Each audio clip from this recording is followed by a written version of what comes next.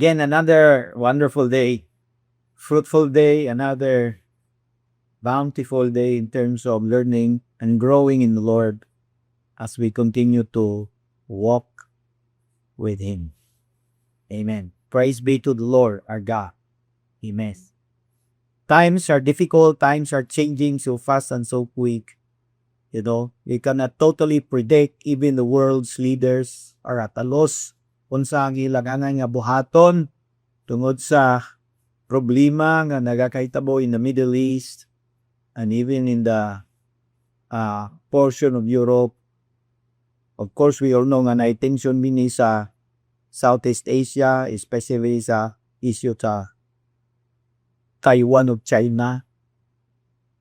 Napagyud ang North Korea. Medyo volatile ang sitwasyon sa kalibutan. Naman si Lord, kita naam ta kay Lord. Ingon si Pablo, pang mamatay tayo ata kay Lord, buhi pa tayo ata kay Lord, buhi kita o patay, iya kita ni Lord. Ana rego datong inabuhi. Meanwhile, we have a work to do. So magpadayon ta. Di ka pwede mo atras. Di ka pwede mo atras. Inaay mo kabaliyon, di ko pwede mo atras. Amen? Na, before ko magpadayon, balikan ragon nato ning Hebrews sa chapter 12, verse 28. Nindot kay niya. Anong, isumpay na ko sa bagolan na ko gibungat, dili ta pwede mo atras. Ingon ang Hebrews 12:28. Therefore, since we are receiving, busa tungod kay kita magadawat man, receiving a kingdom, magadawat kitag usa ka kingharian that cannot be shaken, gingharian na dili matpayog. Bisan pag mumbahal ang gasolina, bisan unsay dili matpayog ang gingharian sa Dios, and we are receiving that kingdom. In fact, we already received the foretaste of that kingdom. Ang unang pagpatilaw, abrigana sa gingharian, ipakilaw na niya sa tuwa. Imagine mo na. Unsay pagdasig, let us be thankful kung mapasalamaton kita. And so worship God acceptably with reverence. Og simbaw ng Dios sa paagi nga madawat niya uban ang pagtakod og dakong kahinangop. Verse 29, ang ingon siya, for our God is a consuming fire. For our God is a consuming fire. So mga igsoon, dili ka man karantar kay magadawat taging harian. Balik ta sa Hebrews chapter 13, padayunon nato ang verse 9, paingon sa verse 16. Remember ang verse 8 ani, Jesus Christ is the same yesterday, today, and forever. Nasangpit ni nato sa miagi kasande. Ay hinumdum ni niya, exhortation ni niya, dumduma si Jesucristo. Kay siya walay pagkausap, siya maugyapon kaniyato karon sa way katapusan. As he declares that Jesus Christ is the same yesterday and today and forever, in verse number 9, mao ni ang iyang pagdasig. Do not be carried away by all kinds of strange teachings. Dili ka mo musugot nga madala ka mo palayo sa bisan unsa nga klase nga mga pagtulunan. It is good for our hearts to be strengthened by grace, not by ceremonial foods which are of no value to those who eat death. Dili ta magpadala. Daghang kaayo kay sa katapusang na adlaw, daghang magtungha nga klase-klase nga mga pagpanudlo. Pero dapat ang atong kasig-kasig malig-on, maplastar, mapundar diha sa grasya sa Dios. Dili kay napundar sa pangkaon. Wala may pulos ng pagkaon. Walay pulos ang pagkaon. Kay kutob raman na siya sa lawas pagkahumana na ilabay raman na siya. Way balyo siya sa nagkaon. Ang kalagong espiritu nimo dili man na maituan sa imong kinaon. Dapat na plastar siya diha sa grasya. Amen. And so, ingon ang Bible sa sampay nato ani, we have an altar from which those who minister at the tabernacle have no right to eat. We have an altar from which those who minister at the tabernacle have no right to eat. Nakitay altar nga kadtong nagaministeryo sa tabernacle, walay katugot na mukaon. Nagaserbisyo sila dito pero bawal sila mukaon. The high priest carries the blood of animals into the most holy place as a sin offering, but the bodies are burned outside the camp. And so Jesus also suffered outside the city gate to make the people holy through his own blood. Let us then go to him outside the camp, bearing the disgrace he bore. For here we do not have an enduring city, but we are looking for a city that is to come. Ang argument ani sa nagsulat nga better gyud si Jesucristo kaysa mga seremonyal nga offerings, kaysa mga unsa pa nga mga issues sa kinabuhi religious labi na sa Hudiyo kay context anin ngayon sa Hudiyo ni. Kaya ang Book of Hebrews was written particularly sa mga Hudiyo nga nahibong followers ni Jesucristo. We all know that even until now, only a handful of the Jewish people have become followers of Jesus, although their number is increasing. But the large portion of the population, Jewish population, do not believe in Jesus. Mas nagatuo pa ang mga Hudiyo sa mga atheism, socialism, no?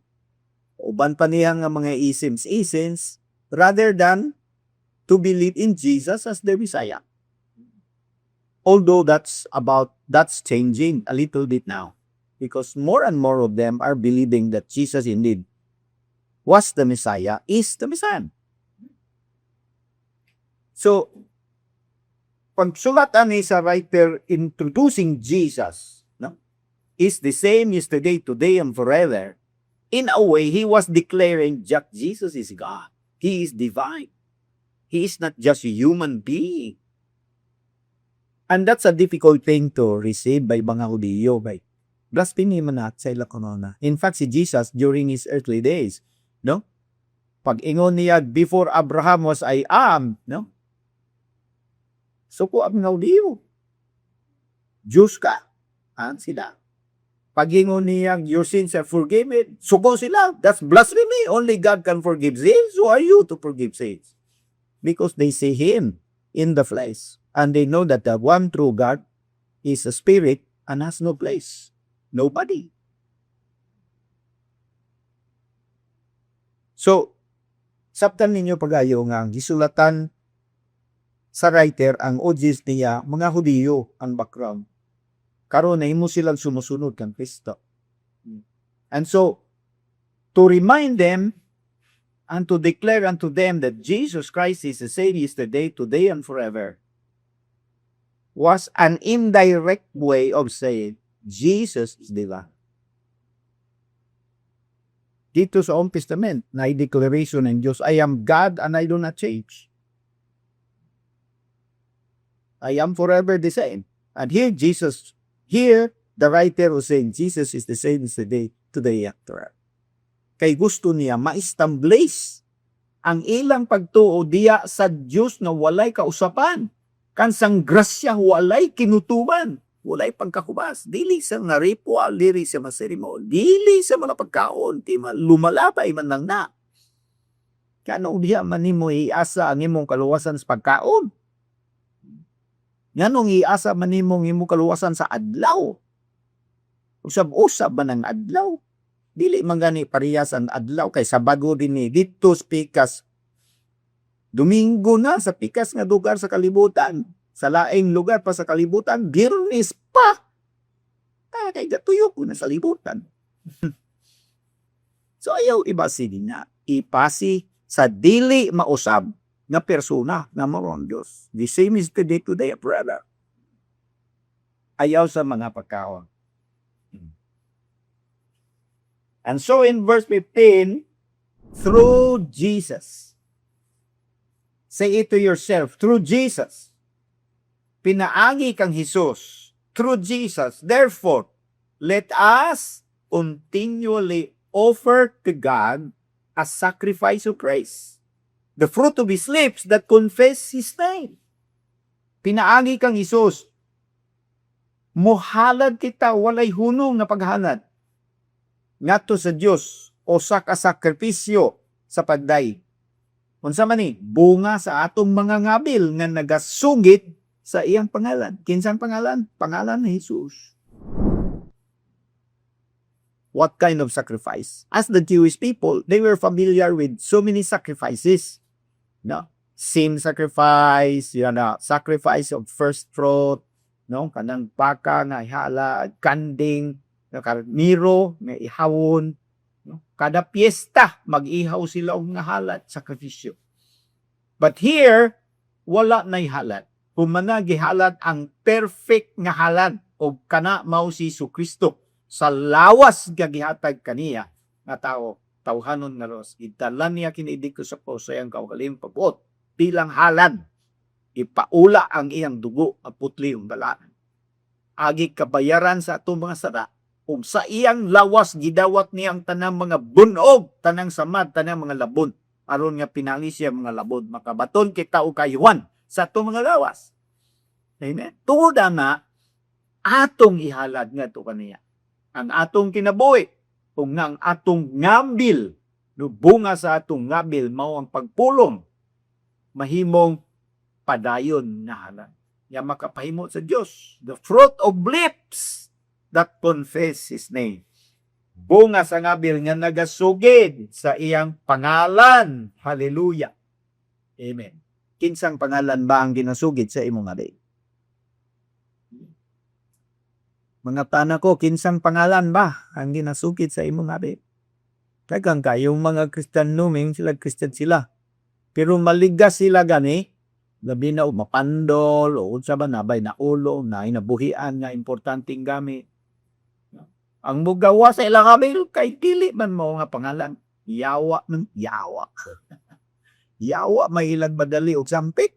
Ya Kristiyano sila. Kristiyano nga manangpit o yawa. Unsang klaseng Kristiyano na nga ang ginatawag pini yawa man. Kadaliok yawa, ay yawa.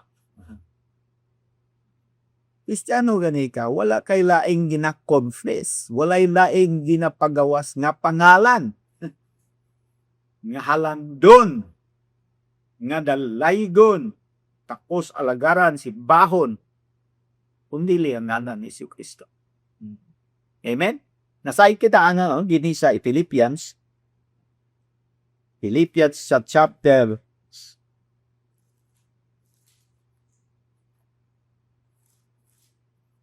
2. Ikan sa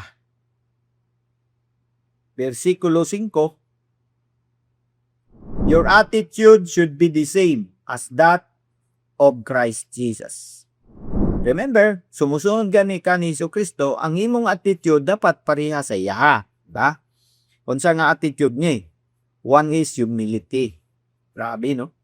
Who being in very nature God did not consider equality with God something to be grasped, but made Himself nothing. Grabe pagpaubos na, no? Si Jesucristo, gihimo niya niyang paugalingon na walay nahot, walay hinungdan, nothing.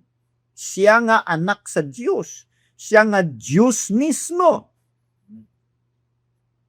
In very nature God, ang iyang kinaiyahan, Diyos. Pero, gihimo niya ang iyang kaugalingon na walay pulos. Nga ang issue sa pagka-Diyos, dili angay lalisan, dili angay awayan. Inoo nagpaubos siya, He made Himself nothing, taking the very nature of a servant. Gidawat niya ang kinaiya sa pagkasulugoon, being made in human likeness. Verse 8, being found in appearance as a man, He humbled Himself. Ipaubos niya ang iyang kaugalingon. Became obedient to death, even death on a cross. Nahimong masinungtanon sa kamatayon. Kamatayon sa cross. Grabe, pinakapait, pinakanilwig, grabe pag-antos. May pirate squad, isa ra kabuto, patay ka na. Wala? Kani, grabe pag-antos. Verse 9, therefore God exalted him to the highest place, gave him the name that is above every name. Itagaan sa ngalan nga labaw sa tanan nga ngalan. That at the name of Jesus, every knee should bow in heaven and on earth and under the earth. Every tongue confess that Jesus Christ is Lord to the glory of the Father. Mauto nga, the fruit of our lips that confess His name. Bunga sa nabil, musugid sa pangalan ni Hesus Kristo. Hallelujah! Praise God. Muna nga karon sa atong dagan sa panahon, sa atong palibot. All the more nga practice ta nga magasangpit sa iyang ngalan. Tawag sa iyang ngalan, Dio, Polo Jesus. Thank you, Jesus. Thank you, Jesus. Praise Jesus. Praise the Lord. Praise Jesus. Kadimbot na namoy atong praktison. Imbis nga katong mga pulong sa una nga wayunungtan, mga pamalikas, mga pangdao, mga laway na mga pulong, na ang ipagawas nga mga pulong ngalan ni Hesus Kristo. Himbaya sa Diyos. Talaygo ng ngalan ni Lord. Amen? Now, look at verse 16. Disumpay na niya. Hebrews chapter 13 verse 16. And do not forget to do good and to share with others, for with such sacrifices God is pleased. Now, paminaw mo kay duha ka sacrifice ni iyang dimension ha. Ganina nag-discuss siya og unsa to? Sacrifice of grace. Unsa man ang sacrifice of grace? Ngalan ni Hesus, litukon nimo pirmi sa tanang panahon, tanang sitwasyon sa imong ginabuhi. Nagpait ka, ngalan ni Hesus. Nagaday ka niya po, bisag napait na. No? Siyempre, pagharuhay ang dagan sa kinabuhi, ngalan ni Jesus. Ayaw, ang buna nga imo ng pagkamaing laki, mao nang karuhay ang imong ginabuhi, kay update man ka, upright, ayaw gana, Jesus ang ginumnaan. Kapait ka, at abangan ni Jesus ani. Jesus rin, sacrifice of praise, the fruit of lips, confesses His name. Amen. Pero parisan na siya, karon sa verse 16, buhat og mayo.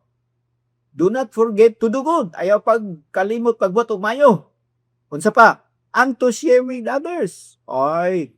Mag-share ka ngadto sa uban. Kani yang gisbutan ni dili lang ni mag-share og pulong ngadto sa uban. Mag-share ka ba unsay blessing nimo ba?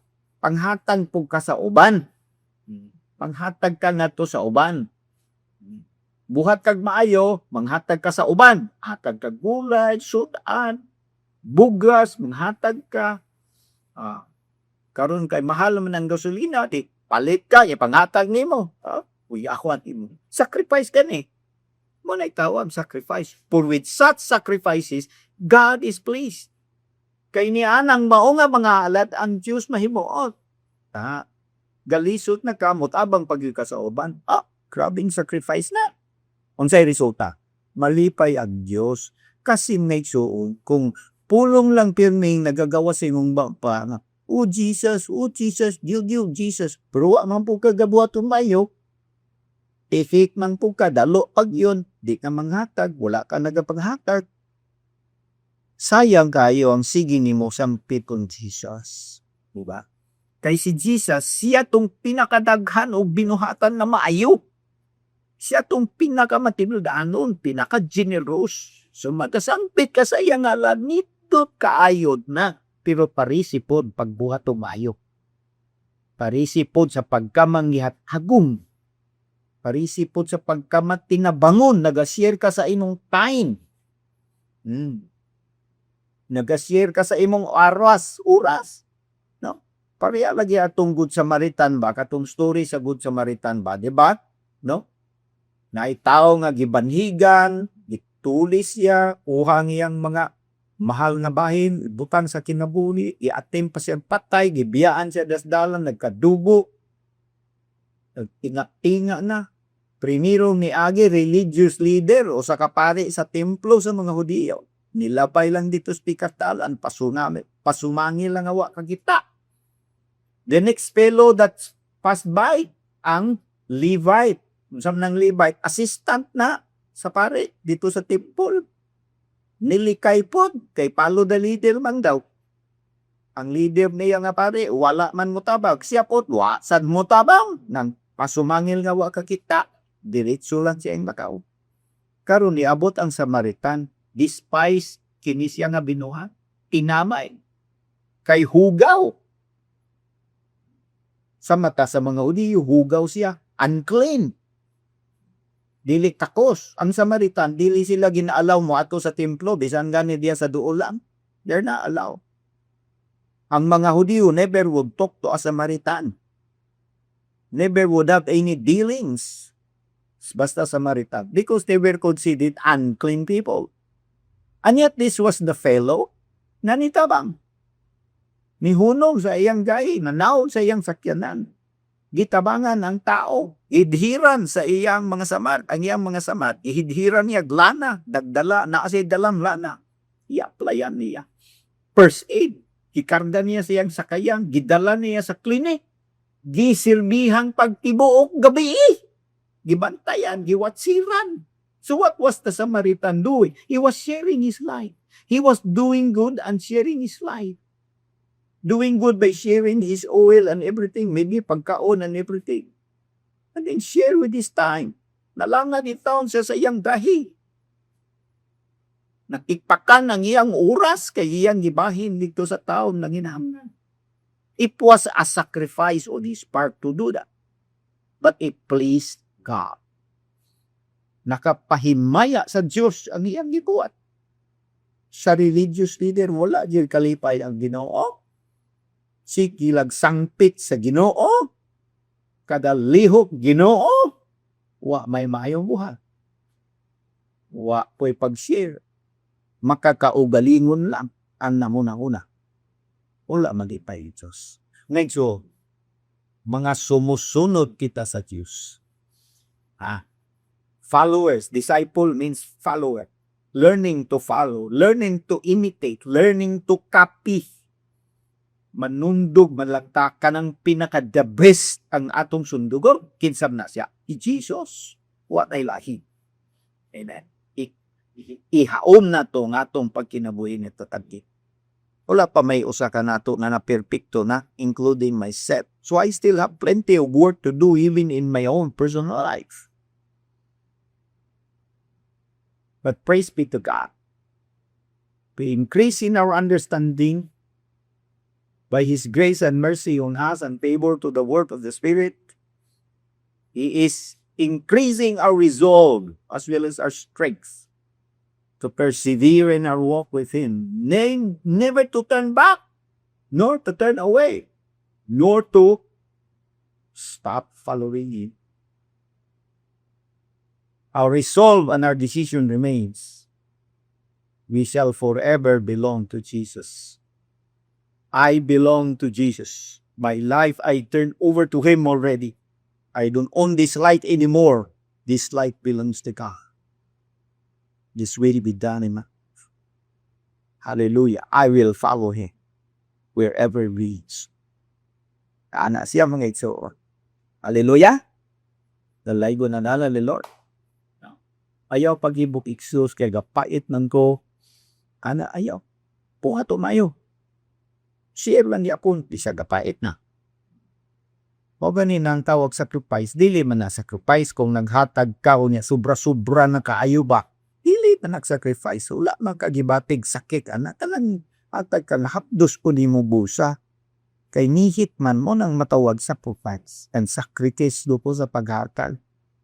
Ako ang datong ipalito baboy, ako ang datong isuroy sa samal, partim tato sa kong anak, tinuamon sa kanak siya.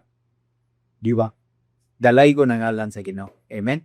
We have learned a lot concerning the Lord Jesus Christ in this car.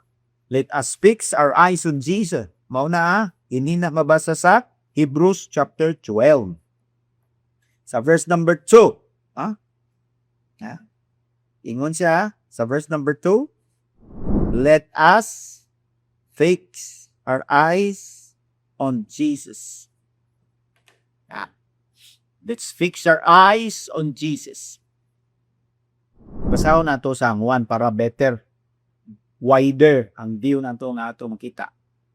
Hebrews 12 verse 1. Therefore, since we are surrounded by such a great cloud of witnesses, usa tungod kay kita gilibutan man sa dakong panon sa mga saksi, let us throw off atong isalikway everything, tanan nga nakapugong, and the sin, tanan nga nakapugong isalikway, ug ang sala nga dali lang kaayong makagapos ka nato, and let us run, dagano nato uban ng paglahutay ang lumba nga ato gihapilan. Let's run with patience the race that is set before us. In verse 2, let's fix our eyes on Jesus. Not on the world, not on our surroundings. Let's fix our eyes on Jesus.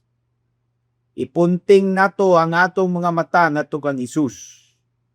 Who is Jesus in this verse? He is the author and perfecter of our faith. Siya ang tagmugna o ang tighingpit sa atong pagtuo. Sa King James, the Alpha and the Omega, the beginning and the end. The author and perfecter of our faith, who for the joy set before him, endured the cross, scorning its shame, and sat down at the right hand of the throne. Let's fix our eyes in Jesus. Na again, kami na mga Hebrewanon, mga Hebrew ni, mga Hudiyo ni sila, ang audience ni. Widely scattered in many different places. Yatong panahon na sa kalibutan. Especially in Asia Minor, Palestine, Middle East. Nagkakibulag ang mga Hudiyo. Pero daghan na kanila o naan na kanila ang mga nang sumusunod ni Kristo. And it was written to them, fix our eyes in Jesus. Hallelujah. Who is Jesus para kanimo, kung Hudiyo ka? Siyang Diyos ka nagbuhat sa langit kung sa yuta. Amen. Dabi no. And you fix your eyes on Him and you follow Him. Salamat sa Ginoo. Amen? Magampo ta. Aman langit nun, salamat kayo sa pagkamaayo din mo sa munabuhi. Thank you, Jesus. Dahil ikaw, walay kausawat. Huwag yapon nga niya gawin wahin at isa. Paluloy-on, manglihat ka doon, tunod sa guma, pero sa grasya. Grabe yun. Ikaw ang nagsugod sa mong inabuhi, pagbuhat o maayo, tapusun ni mo ini. Alan sa imong iman. Salamat. Ipigan ni mo ang among mga kinabuhi, diya sa imong mga kamo. Paredisan, unsa nga matawin sila naman. Pagbuo ni mo ang tanan na mo nga pamingan sila. Tabangan ni mo kami, O Lord, sa maging mulaton. Kaya among pagabuhaton para kanimo. Salamat sa diho. Katakos ng ginapufay. Pag mabungahon ang among kinabuhi, O Lord, isang panining panahon sa kalisdana o kulbak tungod sa dagat sa kalibutan. Pag mabungahon, gyapon tani para ni. Fruit of our lips, praises of the God. Fruit of our hands and our feet, doing the works and sharing out like on a time. This will bring praises and glory to your Father. Salamat sa imong inaitunit, kanong na. Mulapad pang imong buhaton, O Lord, I pray. May mga bag-o nga mga house gatherings, house meetings, nga mahimong may mga bag-o satellites, nga mapapugsan na dito. Salamat sa mga leaders, Lord. Imong gipang scattered sa lanay mga lugar, Ginoo. Salamat yung pangtagaan na nimo sila sa ilang paninanglano. Trabaho nga may mong so sa ilang income and everything. Salamat Lord. Dalaygo ning imong ngalan sa diho Ginoo kung pasundayan sa imong dahog pagimaya sa imong Lord. Thank you in Jesus name. Hallelujah. Amen.